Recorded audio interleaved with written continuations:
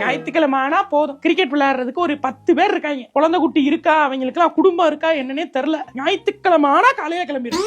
எதுக்கு உங்களுக்கு எல்லாம் தேவையில்லை, உங்களுக்கு தேவையில்லை, குடும்பம் தேவையில்லை. நாங்க போகல, லேடிஸ் எல்லாம் நாங்க வீட்டுல தான் இருக்கோம். நாங்க போகல, நாங்க கிரிக்கெட் விளையாடுறோம், ஷட்டில் கார்க் விளையாடுறோம், பிக்கிள் பால் விளையாடுறோம் போறோமா?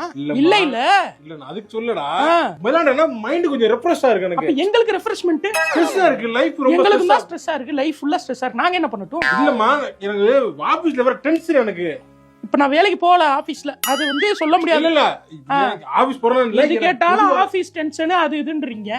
ஜாலியா தானே இருக்கீங்க, உங்களுக்கு என்ன கவலை? ஜாலியா இருக்கீங்க, ஜாலியா கிரிக்கெட் விளையாட போறீங்க ஞாயிற்றுக்கிழமை. போங்க போங்க, அதான் உங்களுக்கு குடும்பம் இல்ல நான் இருச்சு கிரிக்கெட் விளையாட போறீங்களா? போறேன்னு சொல்லி ஜாலியா போய் விளையாடிட்டு வாங்க. ஜாலியான்னு சொல்ல, ஜாலியா விளையாடுங்க.